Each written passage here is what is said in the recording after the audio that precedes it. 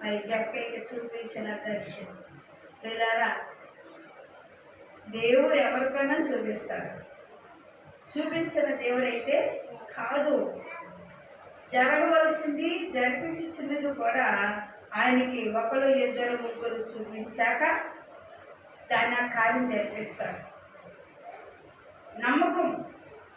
ఈ దూత చూపించిన ఆ యొక్క దర్శనములు, ప్రశస్తమైన వస్త్రములు.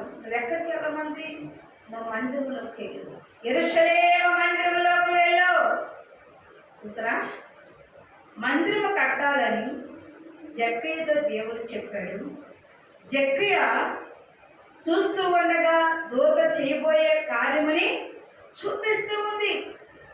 ఇప్పుడు అడిగితే చేశారా? అనిపించండి. దేవుడు ఏది చేయాలనుకున్నాడో అది మాత్రమే చేస్తాడు.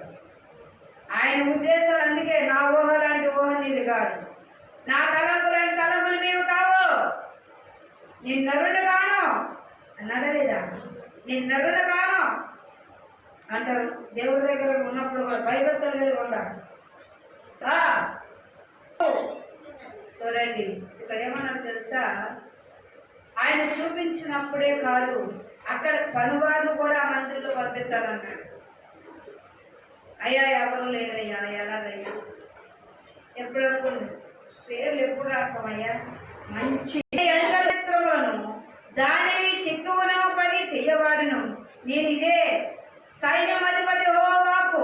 మరి ఒక దినములోనే నేను ఈ దేశం యొక్క దోషములు పరిహారిస్తాను. ఆ దినములు ద్రాక్ష చెట్లను అంజూరపు చెట్ల కిందను కూర్చుండగను. మీరందరూ ఒకరినొకరు పిలుచుకొని పోవుదురు.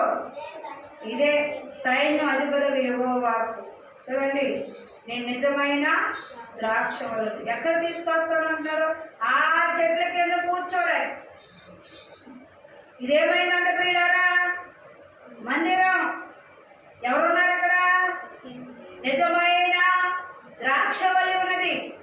దానికి తీగలు కాబట్టి ఆ చెట్టు నీడకు అందరూ వస్తారు. ఆ నీడన కూర్చుంటారు, విశ్రాంతిని పొందుతారు. శ్రమలోని, బాధలోని, చింతలోని, వ్యాధుల్లోని, రుణాల్లోని ఏ సంస్థ అయినా సరే, ఏ